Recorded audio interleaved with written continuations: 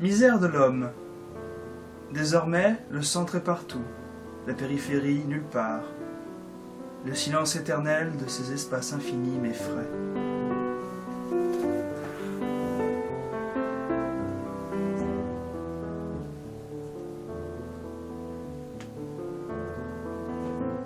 Salut les amis, aujourd'hui une vidéo sur Blaise Pascal dans sa chambre. Nous avons vu dans la dernière vidéo que Descartes prouvait Dieu par le ressort de sa pensée, par l'unique moyen de sa raison. Aussi étrange que cela puisse paraître, les libres penseurs qui viendront à sa suite décideront de récuser la religion et de rejeter son caractère mystique superstitieux, indigne de l'homme sensé, de l'homme de science. En effet, ces matérialistes, c'est-à-dire ces individus qui ne se rapportent qu'à la matière et aux choses sensibles, visibles, concrètes, qu'on peut constater par l'expérience, vont s'en remettre à la science. La science, armée de la raison, va pouvoir remplacer peu à peu la religion qui, elle, n'a pour base que la crainte et qui est instrumentalisée par un clergé jugé corrompu. Ainsi, ces hommes sont des athées par défaut, c'est-à-dire que, ne pouvant prouver Dieu, ne pouvant constater Dieu, ils décident de déduire son non-existence, plutôt de préférer ne pas croire en lui, car cela leur paraît absurde, qu'il y ait un être supérieur qui cornaquerait la nature. Ces libertins, comme ils les appellent, agacent Blaise Pascal, qui décide de partir en croisade contre eux. Il veut les convertir, c'est son unique but. Est-ce que ça fait de lui un bête prêtre zélé ? Déjà, Blaise Pascal, tout en s'attaquant aux incroyants, casse ce pauvre René Descartes qu'il juge inutile et incertain. Il veut dire par là que prouver Dieu à partir de notre connaissance que nous avons de lui est absurde, ne répond pas aux exigences de la religion. Descartes il fait fausse route d'après Blaise. Comment un être infirme, issu de Dieu, pourrait par sa toute petite raison prouver une chose qui le dépasse, une chose comme Dieu? Il apparaît impossible qu'un être, même par toute sa science, mais sa science toute humaine, puisse accéder aux sphères qui lui sont, ipso facto, fermées. Prouver Dieu, on l'a vu, c'est bancal. Blaise Pascal pense pareil. C'est pas suffisant. Prouver Dieu, c'est nul. Enfin, c'est pas que de la connaissance qu'on prouvera Dieu. Et puis de toute façon, la foi ne s'éteint pas par la connaissance que nous avons de Dieu. Ce n'est pas avec des réflexions géométriques et mathématiques qu'on pourra prouver Dieu, c'est sûr. Et la foi ne se nourrit pas d'algèbre. C'est ainsi que Blaise Pascal renverse le problème.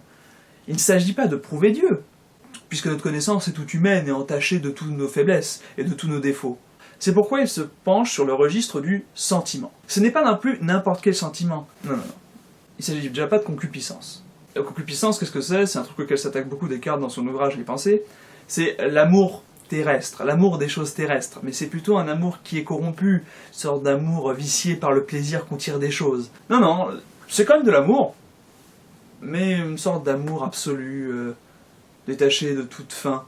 C'est l'amour pour l'amour. L'amour de Dieu pour l'amour de Dieu. Blaise Pascal dit donc que Dieu ne se prouve pas, mais il s'éprouve. Ce sentiment est donc au plus profond de nous-mêmes. Ainsi, même si on ne voulait pas trouver Dieu par la pensée, on le trouvera au fond de notre cœur. C'est ainsi à Blaise Pascal qu'on doit la phrase souvent modifiée « Le cœur a ses raisons que la raison ne connaît point ». Il veut dire par là que le sentiment, le plus souvent, dépasse notre raison. Et qu'ainsi, notre rapport à Dieu n'est pas basé sur la connaissance que nous avons de lui et sur notre pensée que nous avons de lui, mais sur un sentiment que nous avons par rapport à lui. Ce sentiment, donc, transcende la raison. Même si on ne voulait pas croire en Dieu, même si toutes les magies et tous les sortilèges et toutes les absurdités décrites par le dogme nous paraissent risibles, nous avons le sentiment que Dieu existe et qu'il nous aime. Et c'est là que Blaise Pascal dit quelque chose de très beau. Dieu est du ressort de l'évidence. C'est un sentiment extrêmement profond que nous avons envers Dieu. C'est comme les axiomes en géométrie. Blaise Pascal pose Dieu comme une évidence de cœur. Nous sommes sûrs, et ça ne se réfléchit pas, que Dieu existe. Et nous n'avons même pas à le prouver. Nous posons Dieu parce que nous ressentons qu'il est là. C'est comme en géométrie, et c'est ce que dira le Blaise Pascal épistémologiste. On pose en géométrie des axiomes parce qu'on sent que c'est comme ça. On sent que ça va de soi. Et bien on sent que Dieu, il va de soi. Dieu, il est là.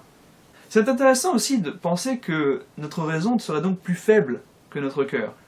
que notre raison serait entachée d'erreurs, tandis que notre cœur ne nous tromperait jamais. Mais on peut penser à l'inverse, à saint Augustin qui disait que on pouvait trouver Dieu qu'au fond de soi-même, et non pas dans l'expérience des choses extérieures. Donc Dieu serait un sentiment inné, et se le garderait invisible à notre raison. Ouais, genre, t'as jamais eu cette expression, tu sais, tu te lèves comme ça, mais en fait tu te lèves pas vraiment, tu restes au lit, t'as les yeux éveillés, et puis t'as les yeux ouverts, quoi.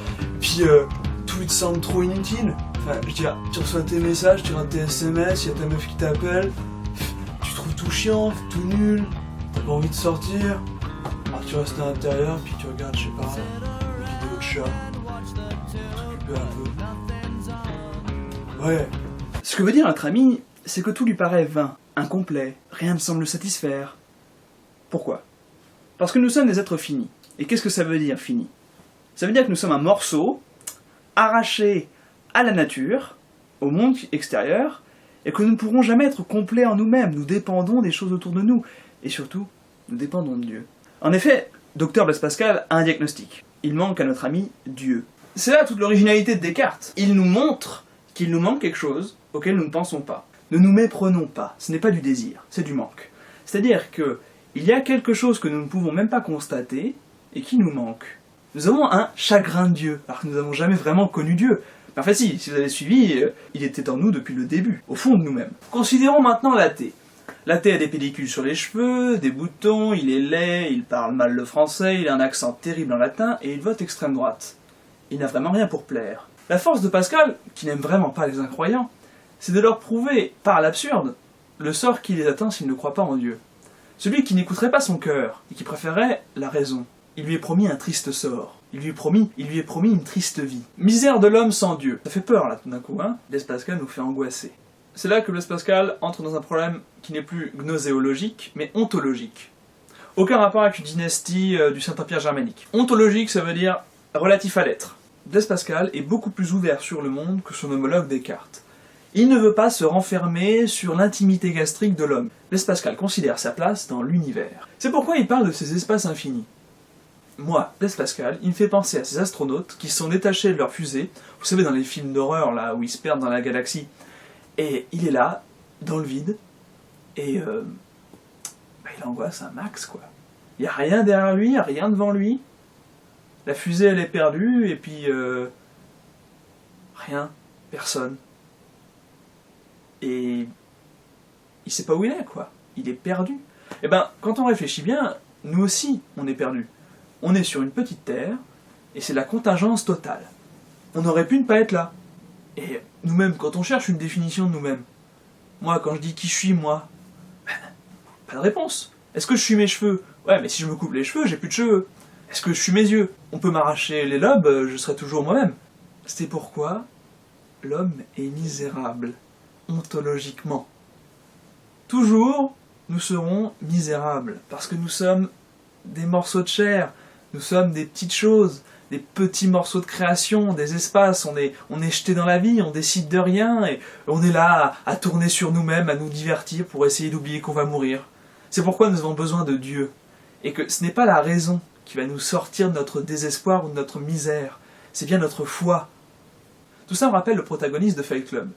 Bon, il trouve pas Dieu à la fin, c'est pas une révélation mystique. Mais au début, il se sent très mal. Vous voyez bien, il se sent tout pâteau, il a plus trop goût à la vie, et puis il a plein de meubles Ikea, il se reconnaît plus trop dans les choses qu'il achète, il semble plus avoir vraiment de définition de lui-même. Et puis, il accède à un idéal, c'est-à-dire que son ami, Tyler Durden, va lui expliquer qu'il faut se battre à travers un groupe terroriste. Peut-être qu'il aurait pu découvrir Dieu. C'est peut-être la solution que lui aurait confiée Blaise Pascal. Ben oui, Dieu, il est éternel. Dieu, il est complet. Dieu, il se justifie lui-même. Dieu, il n'est pas jeté dans un morceau de monde. Il est le monde. C'est lui qui l'a créé, il est à l'origine. Et c'est pourquoi nous avons besoin de lui. Nous avons besoin de retourner à l'origine, car notre nature humaine n'est pas faite pour les choses éternelles auxquelles les êtres humains ont beaucoup trop tendance à se préoccuper. L'amour. Impossible d'être amoureux quand on est un être humain. L'amour, c'est éternel. Nous, on aime, mais ça se corrode, c'est horrible, c'est terrible. C'est pourquoi il faut se haïr soi-même, nous qui ne sommes que misérables, pour aimer Dieu. Dieu qui n'a pas de distance, Dieu qui n'a pas de limite. Et aimer Dieu. Aimer Dieu, sans que Dieu soit un moyen, sans que Dieu soit une fin.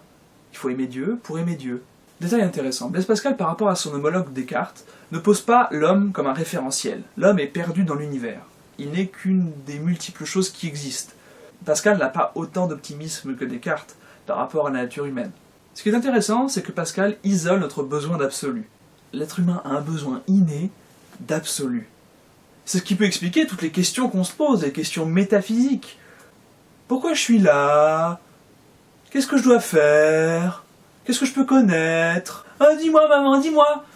On a un contact avec le divin qui nous a fait et qui n'a pas rompu totalement le lien, bien que, bon, vous connaissez l'histoire, on a croqué dans une pomme et puis c'était fini. Je disais donc que Blaise Pascal était un astronaute perdu dans l'univers et qu'il était effrayé par l'idée qu'il n'y ait rien que du vide et des étoiles. Yuri Gagarin, lorsqu'il est arrivé dans l'espace, qu'il faisait le tour de la Terre, a déclaré « Je ne vois aucun dieu là-haut ». Une sorte de pied de nez à Blaise Pascal, j'imagine, même sans s'en rendre compte, puisque pour la nation soviétique, le référentiel c'était l'homme, et l'homme, par sa force de travail, pouvait se compléter lui-même. Donc quel était le but de Pascal? C'est que même avec toute la raison du monde, même avec toute la science du monde, on ne peut pas se compléter soi-même, et on ne peut pas se passer de Dieu. Presque, l'idée de Dieu est une évidence. Ça ne se prouve pas, c'est pas une question. Est-ce que tu ignores Dieu ou est-ce que tu le recherches? Si on ne recherche pas Dieu, on vit dans la misère, car on ne peut trouver son être que dans l'éternel et l'absolu divin. Aujourd'hui, on a tendance à avoir beaucoup oublié Dieu. On est dans des sociétés qui se veulent rationaliser, rationalisantes, mais cependant, sans vouloir vous appeler à la piété ou à la foi, ou à faire de vous des cubénis, cela pousse les athées à réfléchir un peu plus sur leur incroyance et à ne pas se rabattre sur la simple raison. Est-il en notre temps rien de plus odieux, de plus désespérant que de ne pas croire en Dieu? Je voudrais avoir la foi de mon charbonnier, qui est heureux comme un pape et con comme un panier.